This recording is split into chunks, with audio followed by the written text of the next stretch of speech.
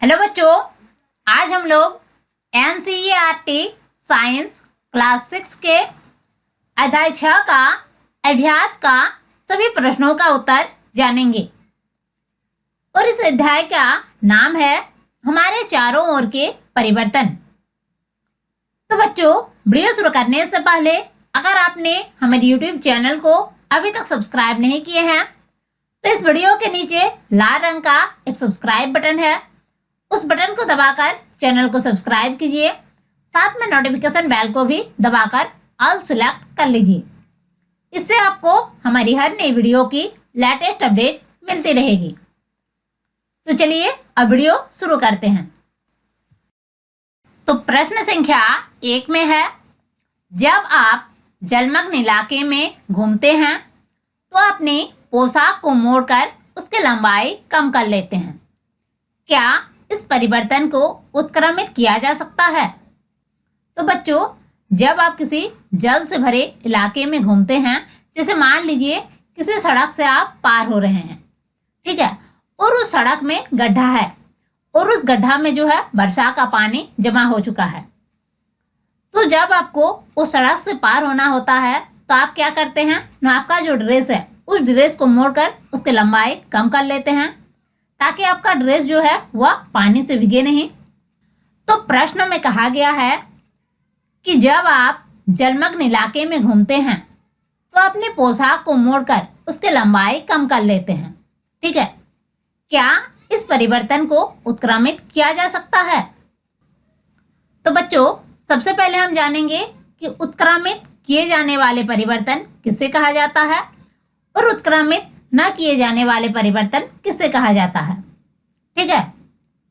तो उत्क्रमित किए जाने वाले परिवर्तन ऐसे परिवर्तन जिनको पुनः अपने पूर्व अवस्था में लाया जा सकता है, उसे उत्क्रमित किए जाने वाले परिवर्तन कहा जाता है। जैसे कागज के टुकड़े से खिलौना नाव बनाना, क्योंकि जब आप कागज के टुकड़े से खिलौना नाव बना रहे हैं, फिर आप उस मोड़े हुए कागज को खोलकर पुनः अपने अवस्था में ला सकते हैं। इसलिए ये जो है ये उत्क्रमित किए जाने वाले परिवर्तन है।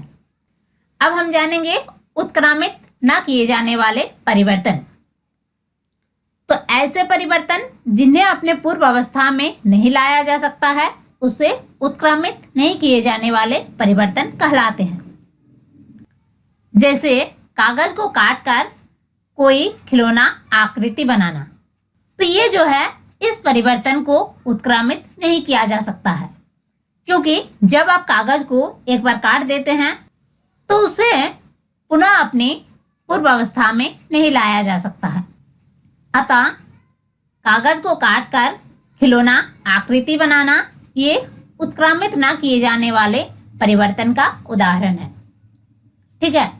तो बच्चों, आपने समझ लिया कि उत्क्रमित किए जाने वाले परिवर्तन किसे कहा जाता है और उत्क्रमित न किए जाने वाले परिवर्तन किसे कहा जाता है, ठीक है। अब हम इस प्रश्न का उत्तर जानेंगे। तो प्रश्न में कहा गया है कि जब आप जलमग्न इलाके में घूमते हैं तो अपने पोशाक को मोड़कर उसकी लंबाई कम कर लेते हैं।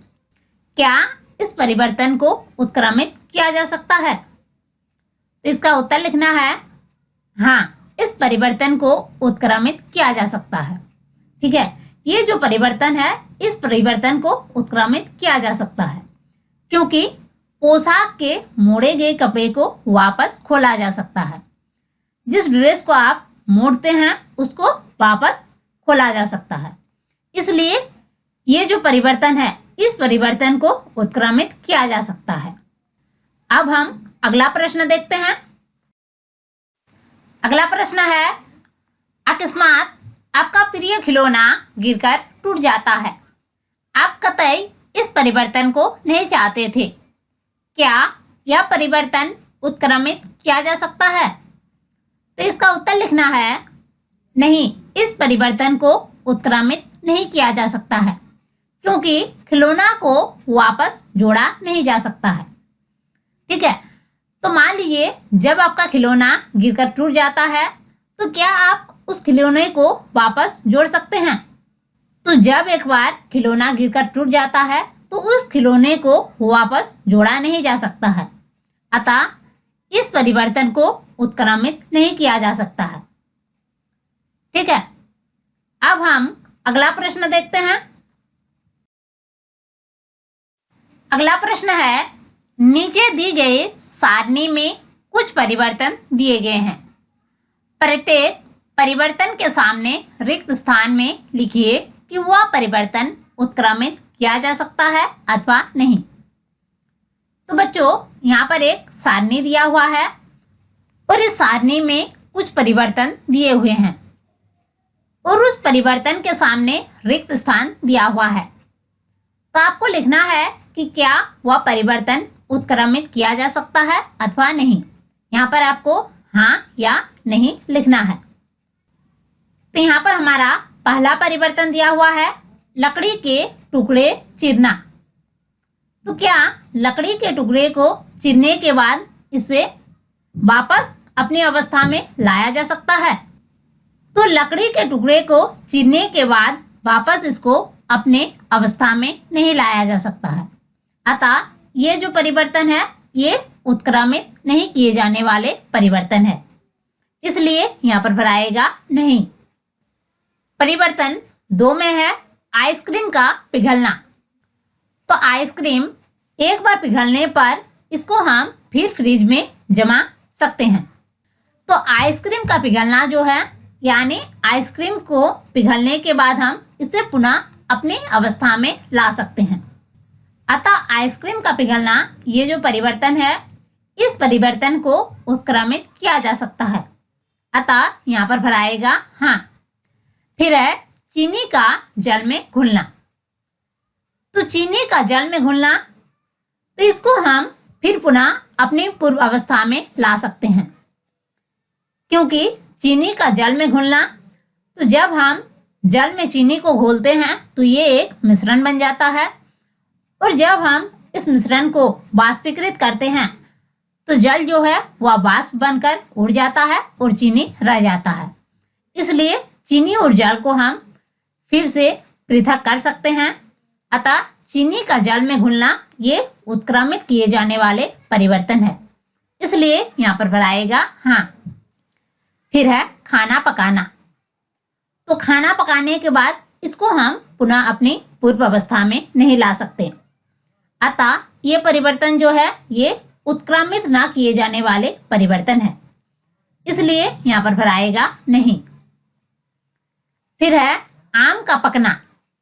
तो आम जब एक बार पक जाता है तो इसको हम पुनः अपनी पूर्व अवस्था में नहीं ला सकते, अतः आम का पकना जो है ये उत्क्रमित ना किए जाने वाले परिवर्तन है, इसलिए यहाँ पर भराएगा नहीं।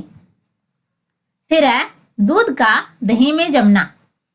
तो इस परिवर्तन को भी हम पुनः अपने पूर्व अवस्था में नहीं ला सकते, अतः ये परिवर्तन जो है ये भी उत्क्रमित ना किए जाने वाले परिवर्तन है, इसलिए यहाँ पर भी भराएगा नहीं। ठीक है, अब हम अगला प्रश्न देखते हैं। अगला प्रश्न है, चित्रकारी करने पर ड्राइंग शीट में परिवर्तन हो जाता है, क्या आप इस परिवर्तन को उत्क्रमित कर सकते हैं? तो बच्चों, जब आप ड्राइंग शीट में पेंटिंग करते हैं तो उस शीट में कुछ परिवर्तन हो जाता है। ठीक है, तो प्रश्न में कहा गया है कि चित्रकारी करने पर ड्राइंग शीट में परिवर्तन हो जाता है, क्या आप इस परिवर्तन को उत्क्रमित कर सकते हैं? तो इसका उत्तर लिखना है, इस परिवर्तन को उत्क्रमित कर सकते हैं या नहीं, या कुछ स्थितियों पर निर्भर करता है। ठीक है, ये जो है ये स्थितियों पर निर्भर करता है, क्योंकि अगर हम चित्रकारी करने के लिए पेंसिल का प्रयोग करते हैं तो उसे उत्क्रमित किया जा सकता है।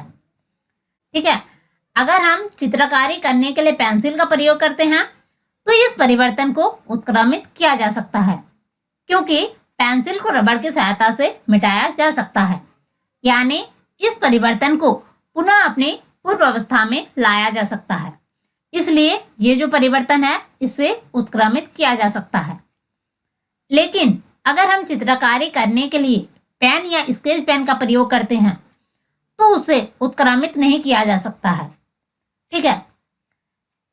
अगर हम चित्रकारी करने के लिए पेन या फिर स्केच पेन का यूज करते हैं तो इस परिवर्तन को उत्क्रमित नहीं किया जा सकता है, क्योंकि इसे हम पुनः मिटा नहीं सकते हैं।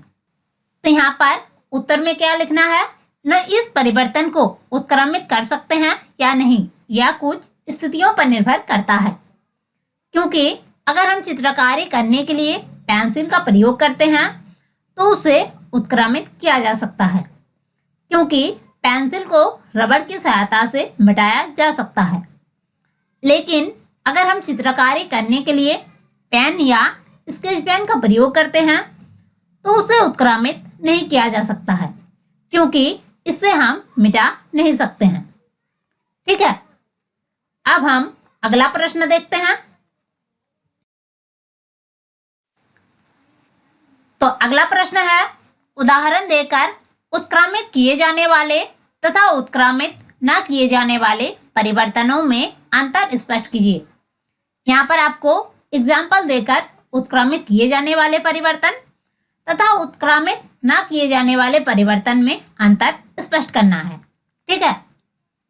तो हमें इसका उत्तर लिखना है, उत्क्रमित किए जाने वाले तथा उत्क्रमित न किए जाने वाले परिवर्तनों के बीच अंतर को समझाने के लिए कुछ उदाहरण नीचे दिए गए हैं। ठीक है। उसके बाद आपको यहाँ पर एक उदाहरण देना है कि अगर हम एक कागज के टुकड़े को मोड़कर कोई आकृति बनाते हैं तो इस परिवर्तन को उत्क्रमित किया जा सकता है, क्योंकि उस कागज के टुकड़े को वापस अपने आकार में लाया जा सकता है। अतः यह उत्क्रमित किए जाने वाले परिवर्तन है। लेकिन अगर हम उसी कागज के टुकड़े को काट कर कोई आकृति बनाए तो उसे वापस अपने आकार में नहीं लाया जा सकता है। अतः यह परिवर्तन उत्क्रमित न किए जाने वाले परिवर्तन है। तो बच्चों, ये चीज हमने आपको पहले ही समझाए थे कि अगर हम किसी कागज के टुकड़े को मोड़कर कोई आकृति बनाते हैं तो इस परिवर्तन को उत्क्रमित किया जा सकता है, क्योंकि उस कागज के टुकड़े को वापस अपने आकार में लाया जा सकता है। अतः ये जो है ये उत्क्रमित किए जाने वाले परिवर्तन है। ठीक है। लेकिन अगर हम उसी कागज के टुकड़े को काट कर कोई आकृति बनाते हैं तो उसे वापस अपने आकार में नहीं लाया जा सकता है। अतः यह परिवर्तन जो है ये उत्क्रमित न किए जाने वाले परिवर्तन है। ठीक है। दूसरा उदाहरण में आपको लिखना है, अगर हम आटे की लोई को बेलकर रोटी बनाते हैं तो इस परिवर्तन को उत्क्रमित किया जा सकता है, क्योंकि पुनः रोटी को लोई में परिवर्तित किया जा सकता है। अतः यह एक उत्क्रमित किए जाने वाले परिवर्तन है।